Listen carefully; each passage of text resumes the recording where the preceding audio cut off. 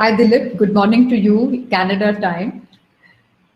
When we actually go on air, Dr. Dilip Soman, who's joining us from Toronto, Canada, we are doing this as our first ever recorded event.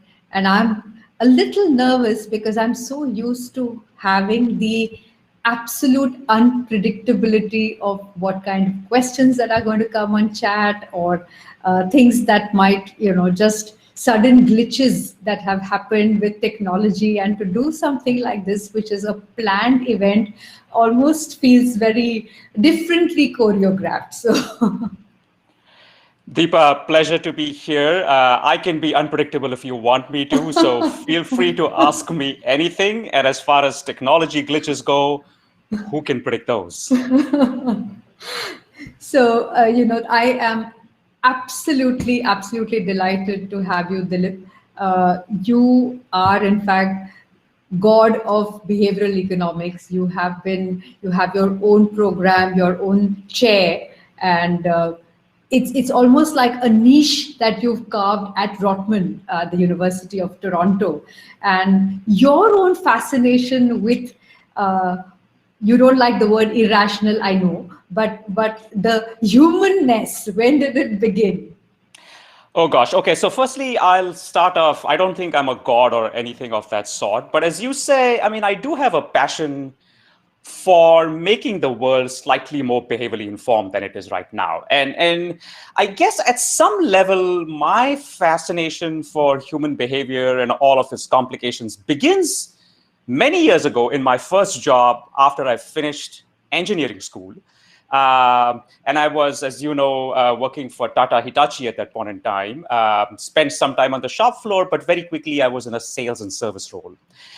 And I found that really interesting because as a mechanical engineer and on the shop floor, we're always trained to improve the performance of the machine. And, a lot of effort goes into improving the torque by 0.25% and the power and lift by 0.1%. And we're all very happy about that stuff. And it turns out our customers didn't care about it, right? I mean, to them, other things mattered. Most of them didn't even know what a torque was. And so, things like the color of the machine and who was the service person and how often did they visit, right? And I found that kind of interesting, that there is often a big discrepancy between the things that we spend effort on and the things that truly add value to the customer. And so I think that sort of fascination continued through my MBA, and then I spent a little bit of time in advertising. So I think all of my roots of interest in behavioral science are there. And I think over the years after I got my PhD and worked with many organizations and governments, the one thing I realized is that there's a very simple problem that underlies all of this, which is that every time we look at a decision problem from an outside perspective, if we are a manager trying to think about what our customers will do, or we are a government trying to think about what citizens will do, we just expect them to do things differently than what we would ourselves do. So I think that underlines all of my interest, which is why I've been working hard to try and embed that behavioral science. And this subject of behavioral science is somewhere for people who are sort of listening to this for the first time, who don't know what it is. If you had to sort of, in simple terms, tell us what does this subject teach, and where is it a confluence of the different disciplines? Maybe that will be helpful. Sure. So this is interesting because I think the field as it is called today is behavioral economics. But I guess when I did my PhD, the whole fusion of economics and psychology hadn't happened yet. So my training in the PhD is in a discipline called judgment and decision making. And at the very heart, this is a field that asks the question, how do people make choices? It's a very simple question, right? But when you start unpacking it, it is amazingly complex, right? So I remember when I took economics classes, and I'm sure you remember these from your MBA days as well, we were always taught this thing about utility and people maximize utility. And I've spent now 30 years working on this stuff. I still don't know what utility is. And I think the challenge is that we often make our models of business, our models of sales, our models of governance based on this whole utility idea. So I think it essentially comes from, the field comes from the mismatch between what economics believes people do and what people actually do. Right? And so it feeds on a number of disciplines. There's obviously cognitive psychology, social psychology, but there's more and more people in microeconomics who are interested in this stuff, development economics, because again, when we think about problems like poverty alleviation or hunger, or why do people in the global south make suboptimal choices, these are decision problems. These are not policy problems the way we traditionally think about it. So I'd say it's a confluence of psychology, economics, and a whole bunch of other social sciences. And you run a very, very popular MOOC, and that's something that you started 7, 8 years ago. So how did the idea of sort of taking this learning to this, where did the germ of the idea originate, and why were suddenly so many people interested in this subject, Dilip? Yeah, so I think a lot of things came together. If you recall back in 2010, 2011, we were all having these discussions about whether online teaching is going to replace universities. And so, edX and Coursera, the two major platforms in North America, were born around then. And then you had Udemy and a few others in India that came up shortly afterwards. And so, people used to ask me about this. And my response was, well, I have never taught one of these online courses, so I don't know. And so I figured that unless I teach one, I wouldn't be in a position to actually make an informed judgment about it. So I decided I would teach one. And I think around the same time, I'd been doing some research. I mean, obviously in India, but some other work in Thailand and Vietnam, and had started talking to some researchers in Africa about collaborating on behavior change issues.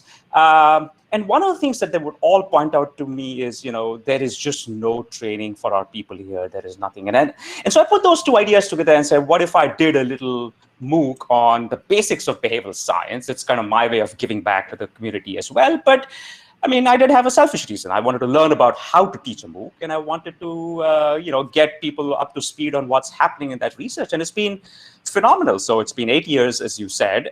We've run about 300,000 people through that. And, there are literally students from all over the world. I mean, we have special interest groups in Africa, in Australia, in India, obviously. And so it's been a very enjoyable experience over the last 8 years or so.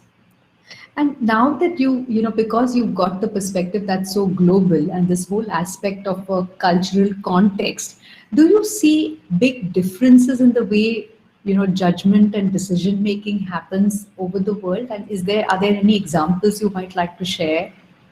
Yeah, so, as with any academic, my standard response always is yes and no. But let me qualify what I mean by that, right? So I will start off by making the point that the one thing I have learned is that there are a lot more similarities across people than there are differences, right? The differences jump out. Okay, like when you travel to a different country, it's easy to see that people are doing things differently, right? The similarities don't jump out at people, right? But everywhere in the world, for example, people have the same social motivations, right? They have the same need to feel connected. They are all loss averse. People don't like losing things. Everybody all across the world is in general impatient. People want instant gratification. So these are all things that are so similar across the globe. How those similarities manifest might be different. Okay, so let me give you one quick example of some research that we've been doing on pension savings and how do we encourage people to save for retirement. And so obviously there's a lot of work being done in North America where the idea is that if you can increase a person's feeling of interconnectedness with their own future self, getting yourself to empathize with yourself in the future, that makes you a lot more focused and gets you to think about retirement. And so you've had dozens of studies showing that in North America, right? Think about your own future. Think about what's best for you. Merrill Lynch had this interesting tool on their website called Face the Future, where you would stand in front of the camera, it would take your picture, and it would age render it to show you what you would look like when you were age 70 or age 75. Now, frankly, I found that kind of terrifying. But they did have evidence to show that the moment you do that, people are saying, well, I should, 20 years from now, 30 years from now, I will have trouble with my health, and so I should save for it, right? So we tried to think about similar things in Mexico, which is a project we were doing with the government of Mexico. And very quickly we learned that getting people to emphasize their own future self not only did not work, it actually had the opposite effect. Right? And the reason for that is the average person in Mexico, and this is by the way true in Thailand, it's true in India as well, is the average person in Mexico had this mental model where they said, if I think about myself in the future, I will be taking away from my family in the present. Right? And so again, it was still the same concern for well-being, but the specific mechanism was different. So the solution was really to think about an appeal that motivated them to save for their family's well-being as opposed to their own, right? And we see this, like I say, in India, Thailand. Social structures are different. So I remember interviewing a farmer in Thailand who had absolutely no savings. And just as you would expect in Ratnagiri, the farmer looked at me and said, why should I save? I have 4 children or 4 sons, right? And so these are the kinds of things that we don't incorporate in our models of savings and retirement, right? So I think, that's where the differences come about. Very, very interesting. And, I guess like today, for example, in India, when we are struggling with behavior change and adoption of, all the safe practices like mask, and then the second wave has happened, your work would also have some clear prescriptions for what individuals, communities, governments should do. So in this time, the last two years, have you all been, have you reached out or have you all been contacted by organizations and governments on how they might manage campaigns, manage communication for behavior change? Yeah. So the short answer is yes. Now, before I give you some examples, there's a couple of things I just want to quickly highlight about the science, because I think this is an important thing to know. The first thing about the science of human behavior is that human behavior is hugely context dependent, right? And what that essentially means is that just because a particular idea was shown in a theoretical paper or in an academic journal, or just because a particular message worked somewhere in the world, is no guarantee that it is going to work everywhere in the world, right? So that's the one thing we've learned is people are very different from each other, but the same person is different at different points in time, right? So what I mean by that is think about yourself in the morning versus the evening, right? So some of us are very rushed in the morning. We have to get to work. We have to worry about all of the things that need to be done. We are more relaxed in the evening. Other people are the opposite. Some people are different on weekdays versus weekends. The point is that timing matters. And so oftentimes, we see people say, oh, the Australians did this for COVID mask wearing behavior. We should do the same.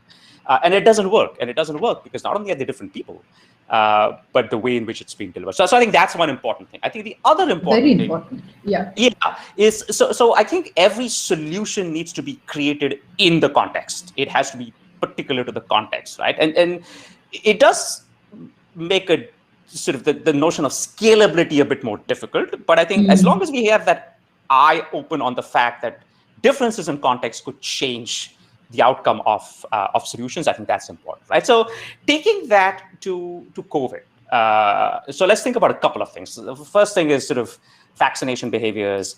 The other thing is mask wearing or hygiene or whatever else, right? Now, 2 other quick things I want to point out. One is the notion that communication isn't enough. All right. So with mask wearing, you can have an absolutely wonderful campaign that people look at. They say, I'm convinced I need to wear a mask. But as they leave the door in the morning, they forget their mask at home.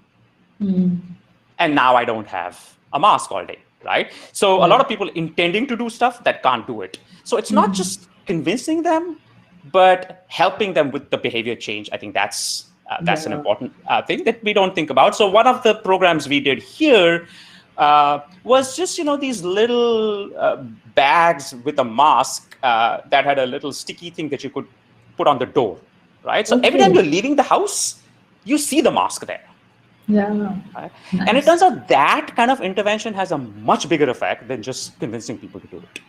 Right? Yeah. We did similar stuff with vaccinations in collaboration with the University of Pennsylvania. So just telling people that you have a vaccination reserved for you increases the likelihood that people will go and get it. Wow. Because if they don't get it, they feel like it's a loss. Right? Yeah. And so the short answer is there are a lot of interventions that we've actually worked on, a lot that was successful. But the caution always is, don't just take it off the shelf because every situation is different. Yeah. No, I think this is very important, and we'll come back to this. But I do want to delve a little more into the subject a little bit. Sure. But I just wanted to sort of give our audience a contextual thing, because maybe in some minds this question is possibly already bubbling to say, what about COVID and behavior change? Because it's so top of mind. That's the reason I put this question in the middle. Sure. The book, Dilip, was, when I got so fascinated, the last mile, creating social and economic value from behavioral insights, a great book.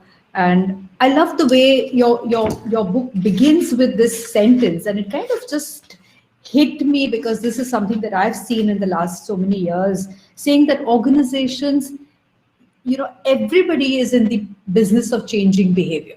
And that was one point you make. And the other one that you talk about is where you say that there's so much of focus on the early innovation, the early, development of the brand, but we miss the last mile. And you've done it so beautifully by the whole Boston Dig example. And I know it because I kind of was in Boston at that time. So I know that context of the last mile and how it matters. So, how does this, tell us a little bit about this focus, what people miss. You touched upon it in the Tata example, but tell us what individuals and what organizations miss. And you have a new book also out, so you need to tell us about that as well. Sure. So let's start with the last mile idea. And I think the example from Boston, I think is the same example.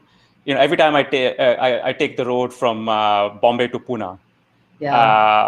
Expressway, beautiful, like it flows like a charm, right? But then the moment you reach the end of the expressway, it takes such a long time to get into the city.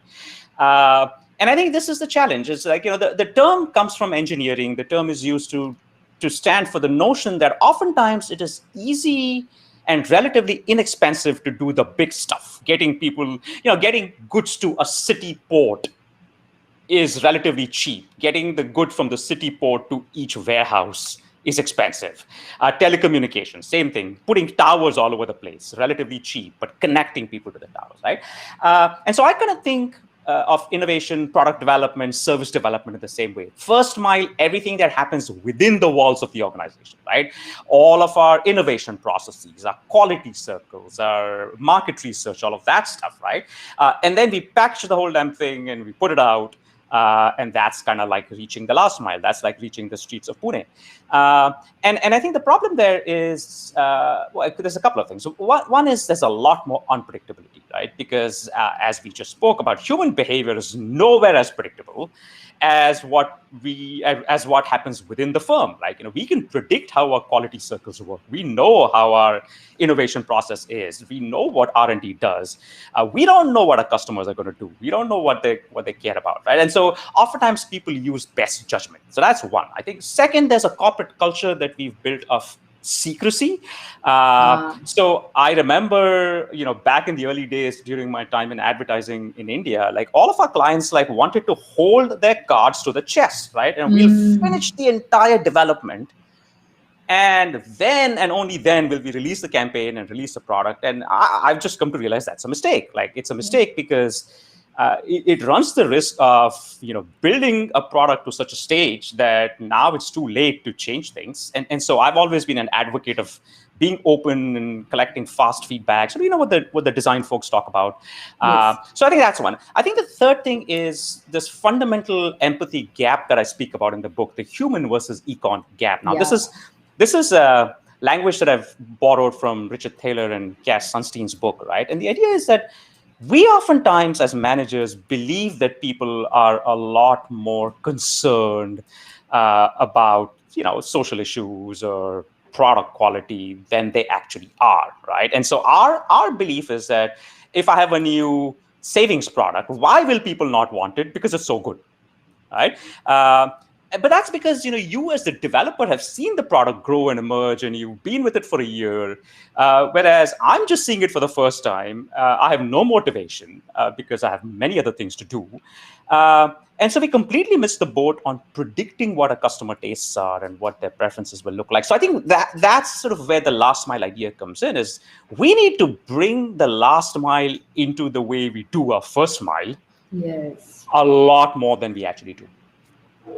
Yeah, is that changing now in the last few years, or does from the time your book first came out to now, are you seeing a kind of shift in the way organizations have sort of seen that now we have no choice, and especially with COVID and the disruption where the last mile has become so important, has that changed? Yeah, so yes, in some industries, no in others, and we spoke a little bit earlier about sort of who have actually learned this last mile importance, who has actually put it into practice, and the way I look at it is, first let's think about what's different today, Yeah. even compared to 6 years ago or 10 years ago, right? So obviously the biggest change is data. Right? Data and access to data. The fact that we can reach every individual as an individual. Yeah. The fact that we now have new tools and techniques like machine learning that will Yes. allow us to do segmentation differently. So I know you didn't ask me this question, but I'm just going to take a Please. moment segue to talk about segmentation, right? Segmentation, the way most companies still do it, is by demographics. Okay, we talk about millennials versus Generation Z or whatever that might be, right? As if they're all similar to each other, right? But for example, my research and the research of many people shows that there are variations within human beings across time, right? And so I do think we need to move towards usage-based or behavioral segmentation. It's a fundamental mindset shift, right? Like I still talk to companies and they will still ask me, okay, so what about this person? Which segment do they belong to? And the idea of good behavioral segmentation, one individual could belong to multiple segments, Yeah. right? For Like, example, when I'm buying flowers for home versus buying flowers to give as a gift, I behave very differently, right?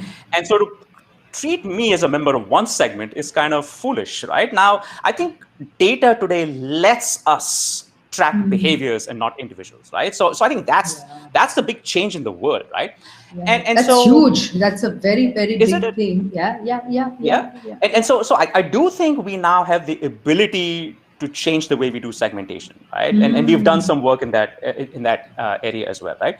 Okay. So I guess the question is, who can best reap the benefits of some of the ideas in the last mile? It's got to be somebody, who has direct contact with their end users. So Yeah, Procter and Gamble, maybe not, because they yeah. sell to Walmart or the Correct. Kirana store. Who sells to you, right? So they don't have that direct access. Two, not only do they have direct contact, but they have active touch points. So to which people come in. So again, Procter and Gamble, no, but a bank, ICICI, right? Like you probably go check your account every week, or so you have that opportunity to engage with that client every Yes. week. You have the opportunity to learn, right? And then three, firms in which they can potentially customize the offering given to their customers. That customization could be, the website looks different for you versus me, Yeah, right? yeah. Which I guess is true for Amazon. Correct. Or it could be just like, you're promoted different products than me, or your product features are different than mine, right? So all of these things are now possible, and companies that can do that are the ones that have seen the benefits Wow. of behavioral science. So largely that would be financial services firms, there are lots of government departments, right? So tax department, for example, right? Like you think about the tax department in any country, especially now with online filing, they have access to every single taxpayer, right? And Right. again, I'm not saying that their objectives have to be profit oriented, but some Sure. people need different information than other people, right? So gone are the days when we have like these in Canada, we used to have these long 20-page circulars about what's different this year. Now we know what people care about, and we can keep track of the kind of mistakes people make. And so we can only deliver to them specific information that's going to help them. And so we just, we can use those things to make things easier for people. Yeah.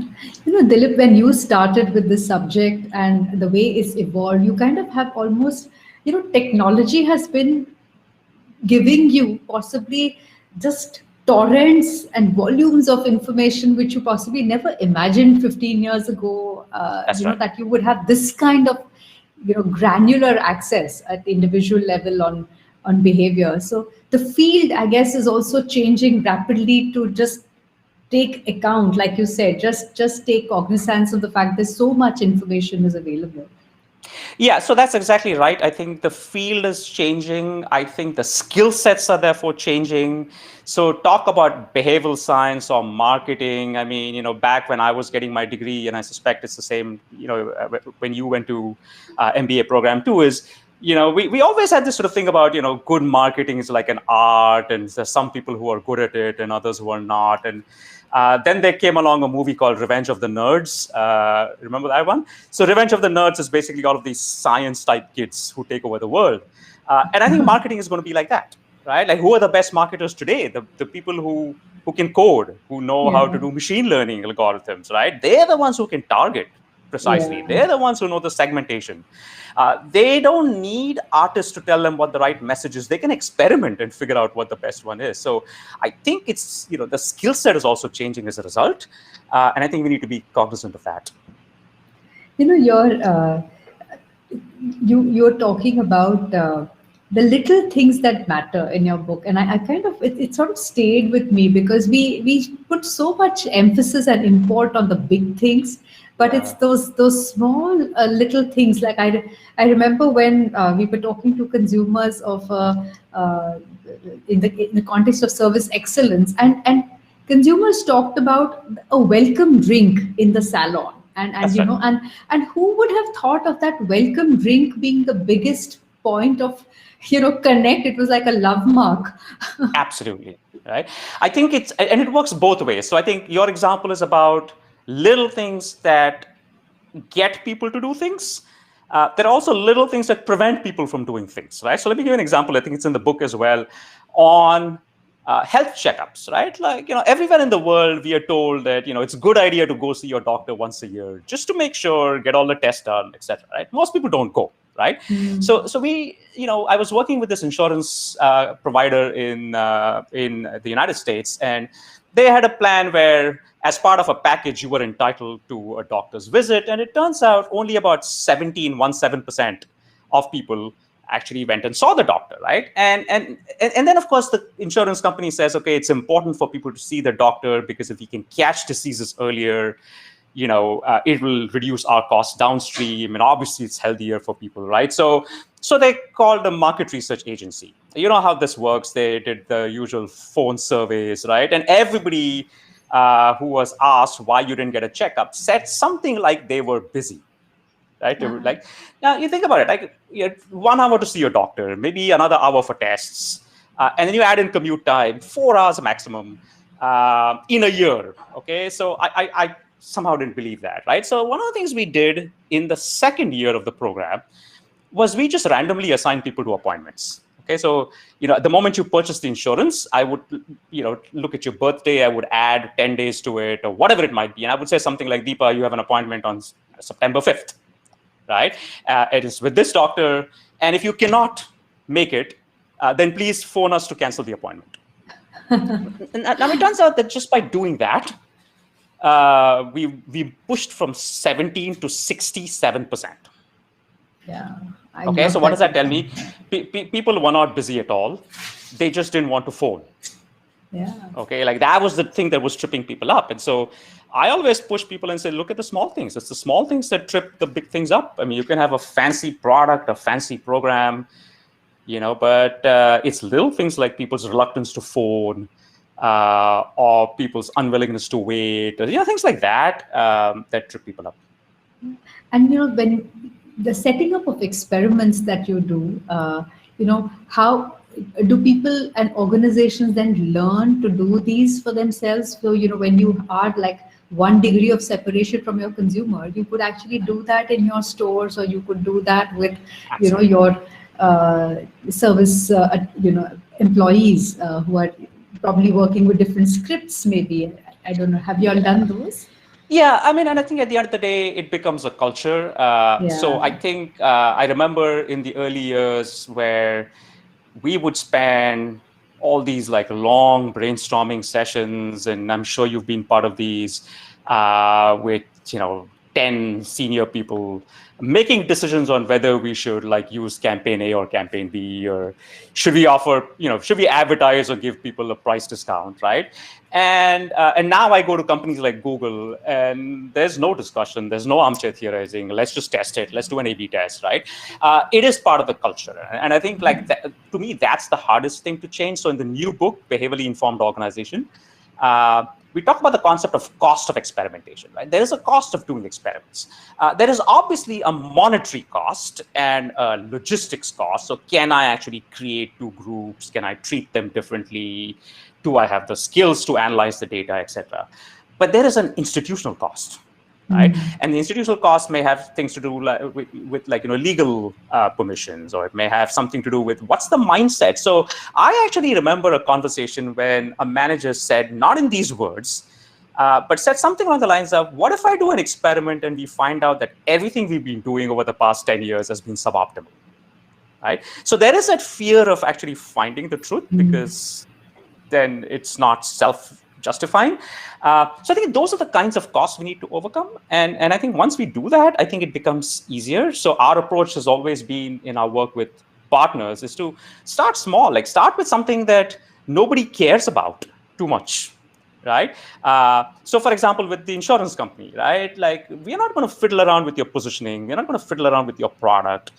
But wouldn't it be nice if everybody filed claims online instead of doing it on paper, right? Like that's a win-win, okay? It's not a passionate thing for anyone. Like no CEO says my vision is people should file things online.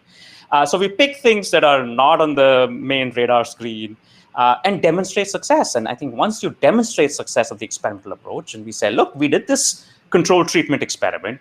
This was the traditional messaging. Here we changed the messaging, we changed the website, and we saw an increase in number of people filing digitally.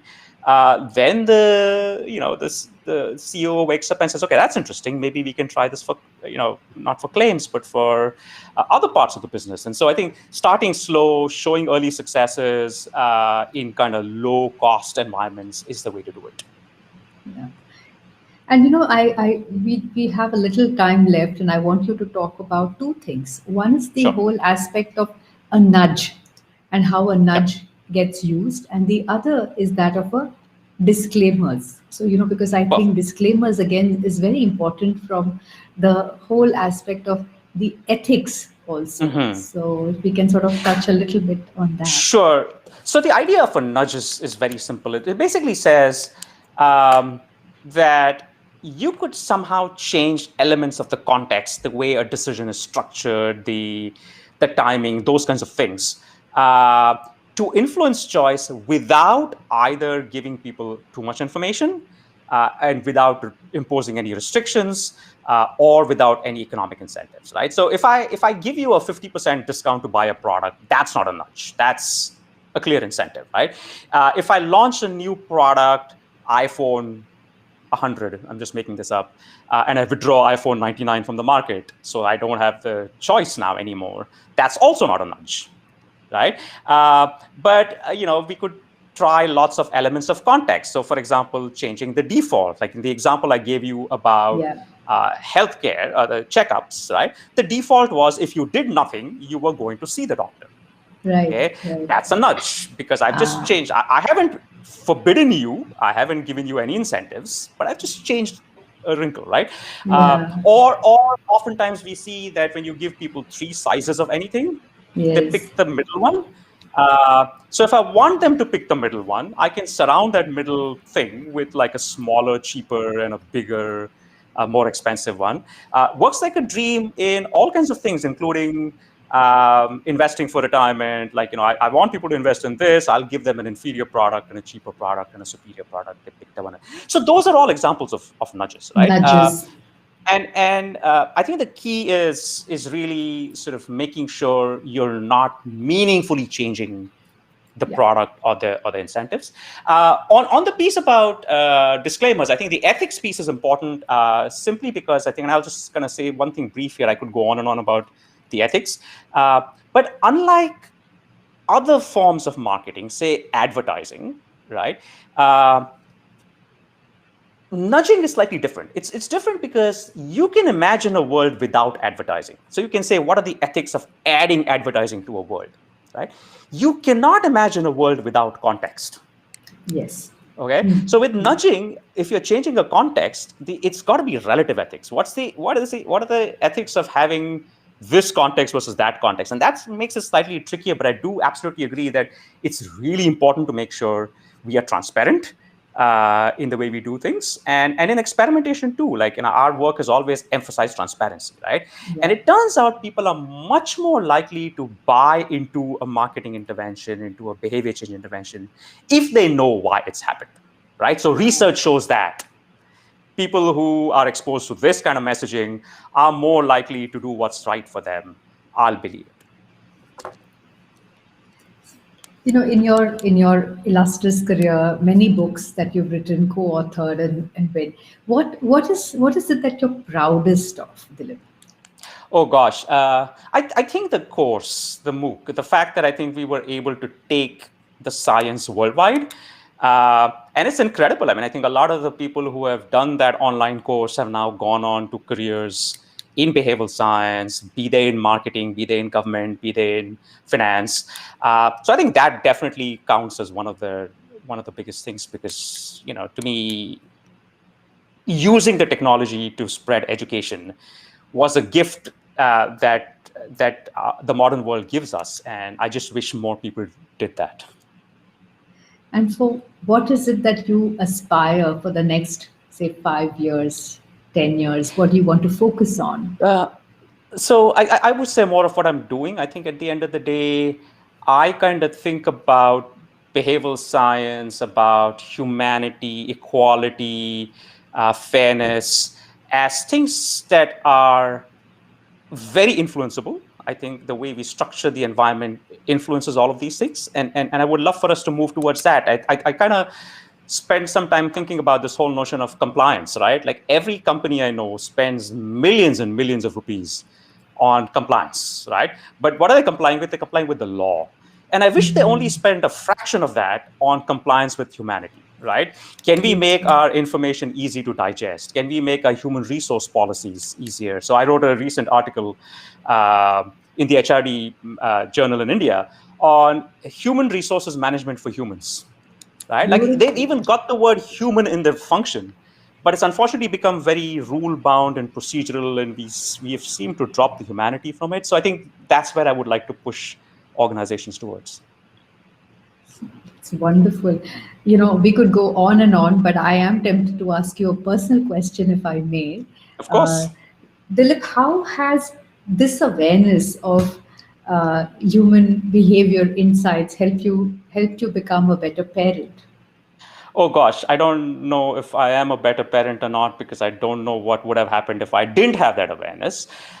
So I don't know about parenting, but I will generally talk more about social influence. In many ways, actually, right? So for example, thinking about when you have a child that is stubborn and doesn't want to engage in a particular behavior. So I remember when a friend of mine had a situation where the kid was refusing to wear their coat in winter because they had to go out, right? You know how this works. A 2-year-old child will say no, right? And so I said, why don't we just invest in a second coat, right? So now every morning he just asked the kid, like, what's it going to be today? Is it the red coat or the blue coat, right? And And so it's a slight context change, right? It's not like he's forcing the kid to do anything, no bribery, nothing, right? But he has distracted her successfully from the first question of whether or not to wear a coat to which one, right? So I think those little things, or changing the default, using motivation techniques. So there are a lot of ways in which I think behavioral science can help. Like I said, not just parents, but any social interaction in a meaningful and sort of a nice way. Yeah, so I think really respecting choice, the fact that humans like to make their decisions, they like the freedom to choose. And if you can set the context, give them the appropriate sort of things which keep them in the zone of safety, safe Absolutely. and doing what is good for them, what is right for them, then humans will uh, comply. So it comes from a very, I guess, a very humanistic, a very humane way of approaching people. I think that's what it is. And if I can just say one quick thing, I think like in behavioral economics, a lot of people that write about the field talk about the fact that humans are irrational. Uh, and I don't like that term. I've said so in many words Yeah, in the book yeah, as well, yeah, because at the yeah. end of the day, just because people don't comply with the laws of economics doesn't make them bad, right? I think the theory of how we understand humans needs to be fixed. That's where the problem is, right? And so for us to expect people to behave like economic agents, that is irrational, in my opinion. Yeah, because I attended one of Dan Ariely's MOOCs, and the whole aspect of irrationality and the DMV example, and I've used basically that whole piece of irrationality, and I was thinking in one way, but I love the argument you make that when you kind of presume that the econ versus human argument, and that's when it was such a big insight for me to say, hey, yeah, wait a minute, they're just we are being human, we are not being irrational, because who says what is rational? Because that That's correct. rational itself is a myth, or a unicorn as you call it. So Absolutely. Absolutely. yeah, it was very powerful and very very simple, and it is almost like wearing a fresh pair of glasses for me. Yeah, I mean, I just like, to me, I think one approach is to say, let's let governments and businesses do what they're doing. Let's try and fix human behavior, which I think is just like, it's set up for failure, right? Changing human behavior is hard, right? So I think if we can create products and services designed for humans with the assumption that the humans won't care as much as you think they care, with the assumption that they will forget, with the assumption that they won't, invest as much into that product as you are, I think we have a winning solution. I don't know whether you've already thought of it, perhaps you have, but as a leadership coach and even someone who works in the space of mentoring, I found a lot of takeaways from your book in helping people think about context differently, or even partnering and teaming with buddies to give them nudges, whether it was in adoption of some behavioral changes of what they needed to get better at, getting them to check on their goals. So little things like that. So have you considered at some point in time working with in the space where you can actually apply to the whole domain of leadership, Dilip? Yeah, the short answer is yeah. I mean, and there's a lot of good people doing that work. Sort of my I personal see. interests are more in the welfare space. But yeah, I mean, Okay. there's a lot of good, simple insights to take from the science to make better leaders. So absolutely. And you have made one reference to a book, Magical Thinking by Augustine Burroughs, Yeah. 2004. Yes. What was so special about the book? Because you mention it, and I thought, Oh, yeah, so it's a novel, actually. It's a beautiful novel. But I think in the novel, Augustine talks about the fact, and I'm going to get the exact quotation wrong, but he talked about the fact that he was essentially a bundle of imperfections stitched together with good intentions, and I found that a very powerful thing, and I think it describes a lot of human behavior, right? Like, and so when I talk to marketers, or when I talk to people who do social marketing, they will always say we need to convince people to do the right thing. And my response is most people know what the right thing to do is. I haven't yet met a person who's told me, I do not want to save for retirement. I do not want to spend time with children. I do not, like, that just doesn't happen, right? It's just that they can't do it, right? And so I think that's the thing that hit home for me from Augustine's book is it's not about intention. It's or being persuaded to do the right thing. It's about actually doing the damn thing. And I think as marketers, if we can help people do it as opposed to teach them that it's important to be done, that would make all the difference. What a powerful and what a hopeful note, and a lot of optimism there for all of us as non-econs humans. So, Dilip, I cannot thank you enough for this very, very interesting time, this discussion we've had, 45 minutes. I know a lot of people watching are going to be very curious about the subject, go and look up more and probably maybe even sign up for the book. So my pleasure, Deepa. Thank you. And anyone who wants information, open your Google search box. If you can type Rotman Bear, you will land at our web pages, and hopefully you'll find something interesting there.